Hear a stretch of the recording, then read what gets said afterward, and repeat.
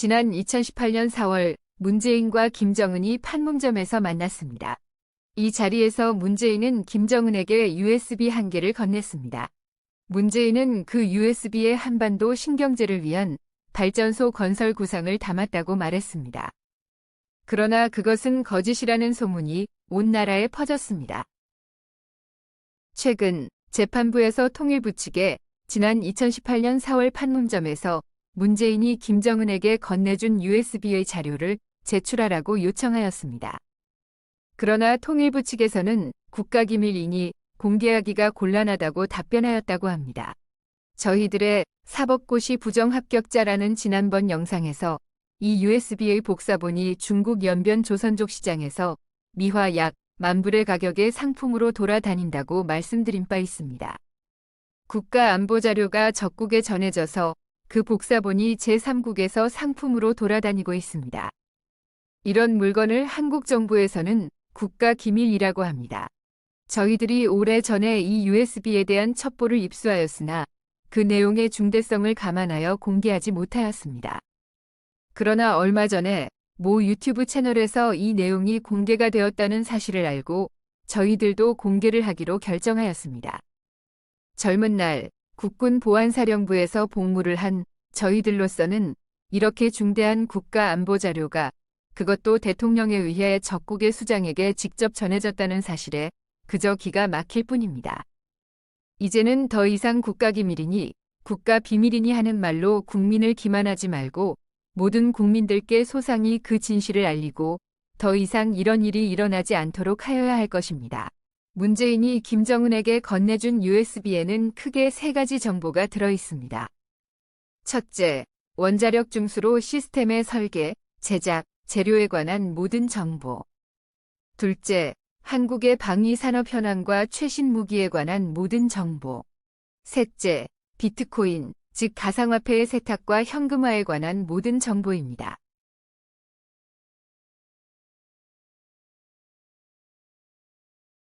보시는 화면은 한국원자력연구소에서 발표한 원자력 중수로 시스템의 재료에 관한 개념도입니다. 이 개념도를 기반으로 하여 중수로 시스템의 설계, 제작 및 플루토늄 생산을 합니다. 이 중수로 시스템은 1950년대 캐나다에서 개발하였다고 합니다. 중수로는 매일 핵연료를 갈아 넣기 때문에 경수로에 비해 핵폭탄을 만들기 쉽습니다. 핵폭탄을 만드는 데 필요한 플루토늄을 생산하기 위해서는 원자로에서 핵연료를 조금만 연소시키고 재처리를 해야 합니다. 그래서 핵폭탄을 만들기 위해서는 이 중수로를 사용합니다. 한국의 원자력 발전소 20기 가운데 중수로형은 오직 월성 원자력 발전소 뿐입니다. 나머지는 모두 경수로입니다. 그래서 문재인이 남한의 월성 원자력 발전소를 없애고 그 시스템 설계를 포함한 모든 자료를 USB에 담아 김정은에게 전해준 것입니다.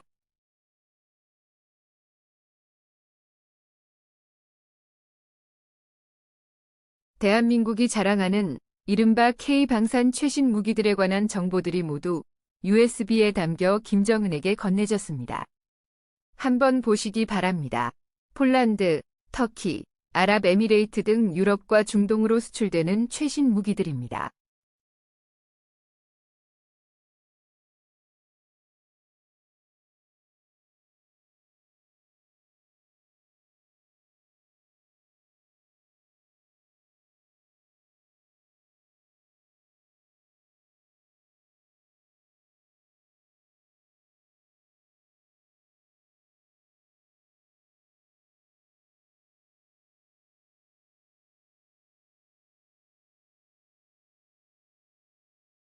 얼마 전에 저희들이 올린 임종석의 대북송금 이란 영상에서 북한의 해커들이 외국의 비트코인 거래소에서 해킹한 암호화폐를 국내의 모 유명 비트코인 거래소에서 세탁한 뒤 현금으로 바꿔 제3국을 거쳐 평양으로 송금된다는 내용을 방송하였습니다.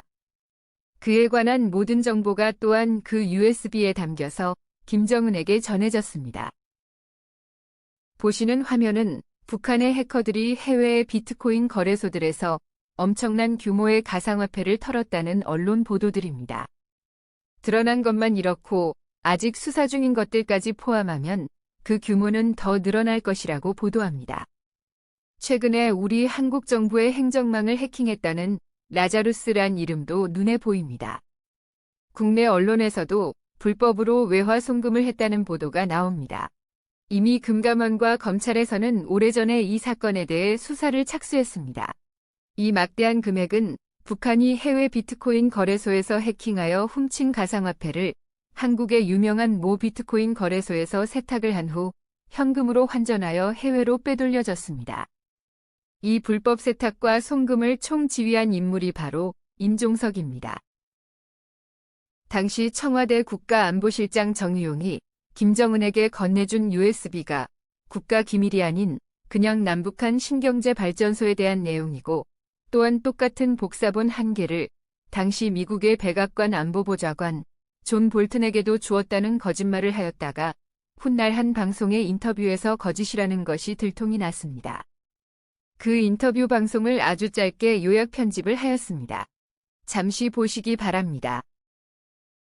Mr. Chung Hee-yong, then National Security Advisor for President Moon Jae-in, he refuted the claims, the allegations, and he said President Moon Jae-in was only giving Kim Jong-un USB that Mr. Chung Hee-yong then named New Economic Initiative for the Korean Peninsula. And he also said he gave you the same USB. Did you receive it? Well, maybe one of his staff gave it to one of my staff. When I saw that story, I asked him. He didn't give it to me. He did give me a complete briefing. We used to talk all the time, and he came after the Pyongyang summit to debrief me and others. But the mysterious USB, I never saw.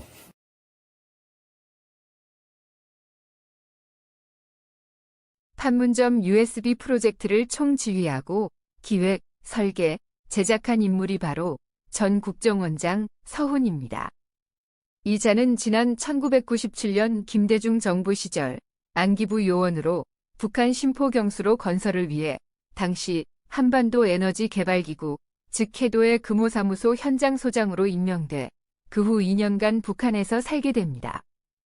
현장 사무소에서 수시로 평양을 들락거리며 평양의 고위군, 관 인물들과 술판을 벌이는 등 주지웅림에 빠지면서 점점 평양에 물들게 됩니다. 그렇게 2년을 북한에 살면서 도저히 빠져나올 수 없는 볼모로 잡힙니다. 완전히 포섭이 되었습니다. 이후 이자는 다시 국정원에 복귀하여 평양의 요원이 됩니다.